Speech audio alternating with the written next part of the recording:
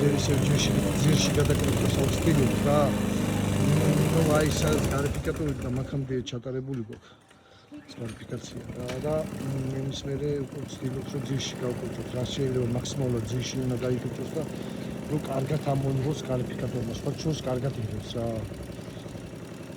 და ამის მერე გავაკეთებთ აერაციას და დავაკეთეთ სასხურს და მერე წყალი და ეგ არის რა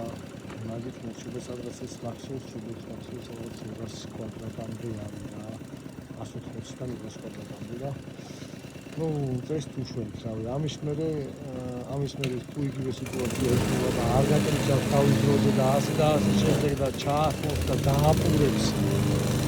ოინდას ისე იგივე სიტუაციაზე დაემართება და მოკლედ ისედაც გაქრობის პირზე არის და